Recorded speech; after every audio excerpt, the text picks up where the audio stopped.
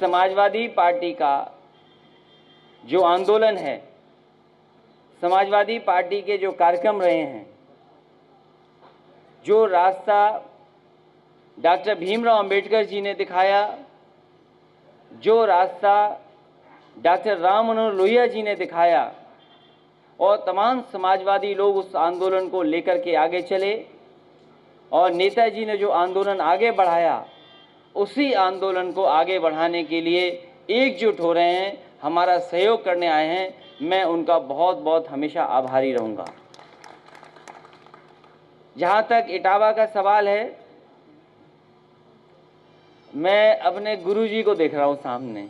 मुझे नहीं पता था कि गुरुजी यहां आ जाएंगे, तो गुरुजी ने हमेशा आशीर्वाद दिया, और उस समय जब बहुत कम पढ़ाई में जानकारी थी, मैं समझता हूँ गुरुजी ने ही गुरु बनकर के हम लोगों को पूरी शिक्षा दी, जिसका परिणाम आज आप दिखाई दे रहा है सामने। और अगर कोई चेक करना चाहे इटावा की भाषा में, तो हमसे बात कर ले कि अभी इटावा हम भूले नहीं हैं।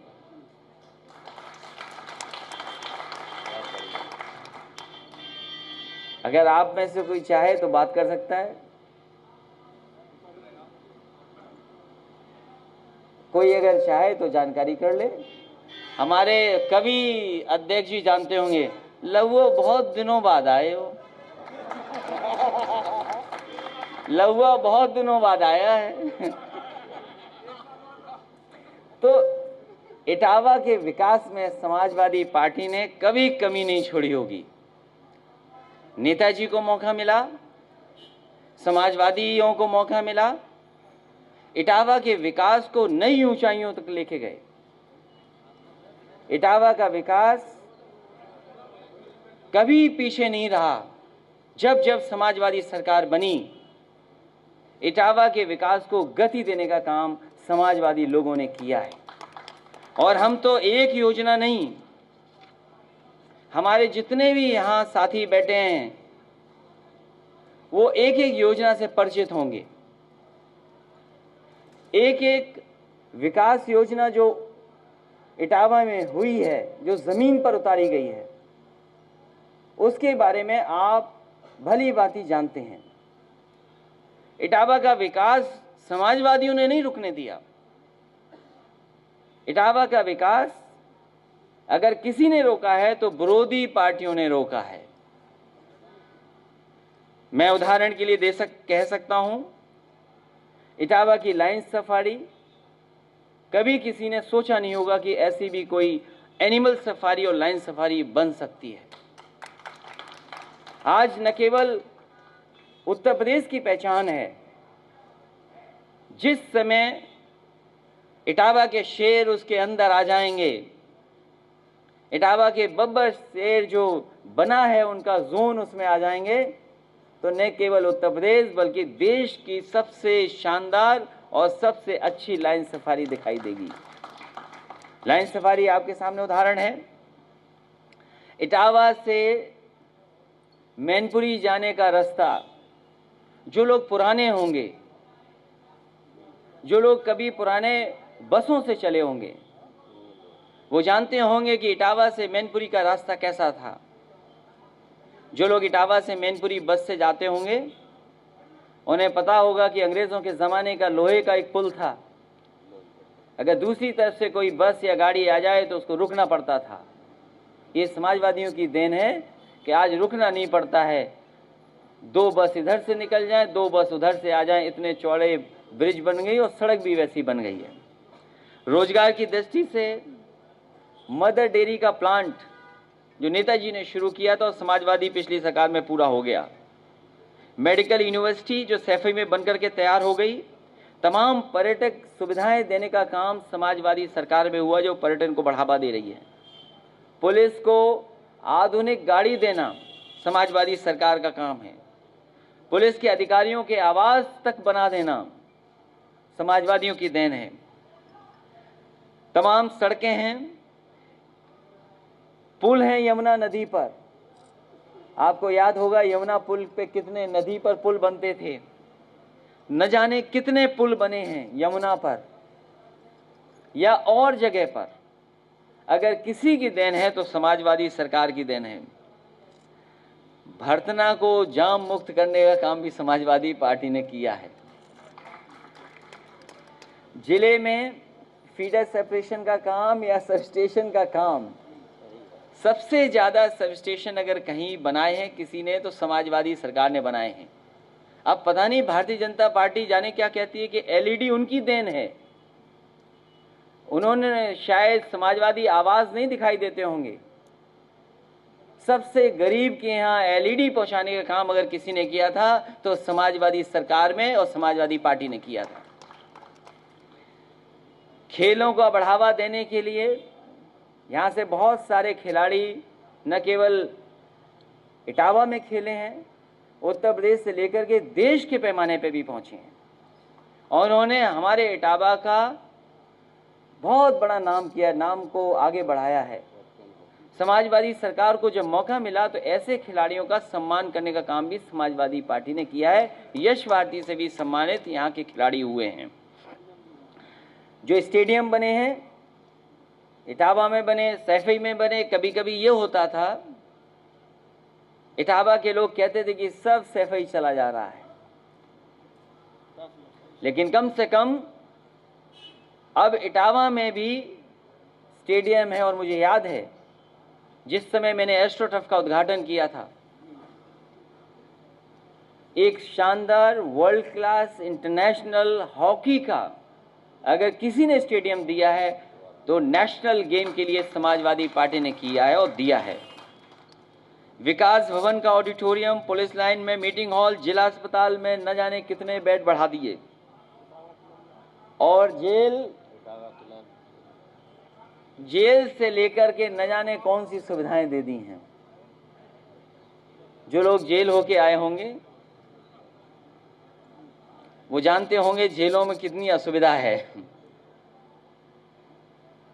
और जेल में कैसे लोग रह रहे हैं या कैदी कैसे रह रहे हैं।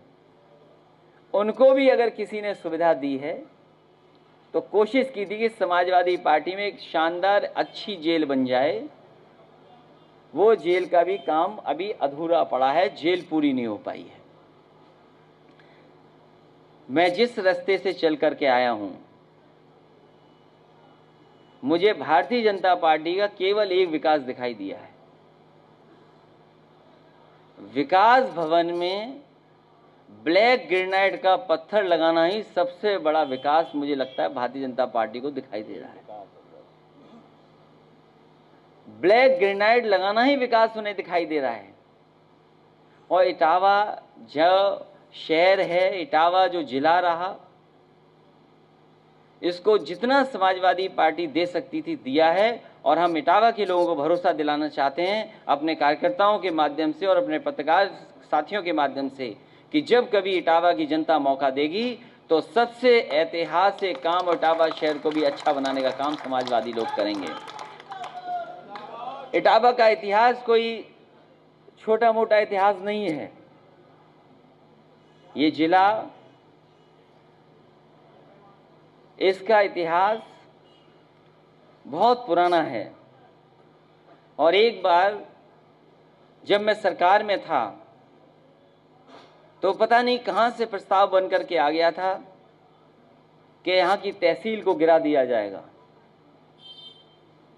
लेकिन जब मुझे जानकारी हुई, जब मैंने कागज पढ़े और जाकर के मैंने बहुत सी और चीज़ों की जब जानकारी की, तो जो लोग पुराने होंगे, जो थोड़े इतिहास के पन्नों को पलटते होंगे, वो जानते होंगे कि 1857 की लड़ाई में इटावा के लोगों का बहुत योगदान रहा है।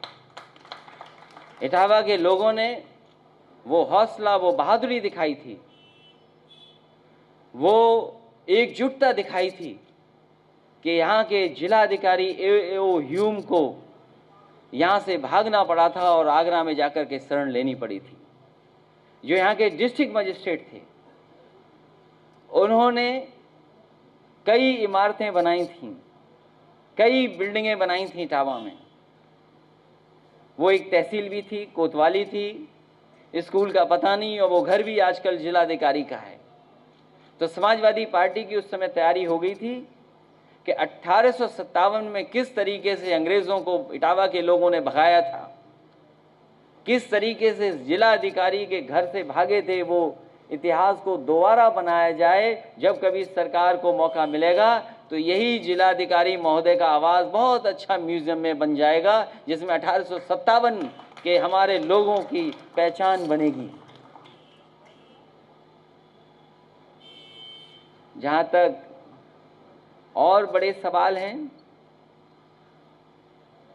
विकास को लेकर के, मुझे कोई भारतीय जनता पार्टी का बड़ा विकास नहीं दिखाई दे रहा है। अगर कोई विकास हुआ है तो विकास हुआ है उनका भ्रष्टाचार का और अन्याय का। भ्रष्टाचार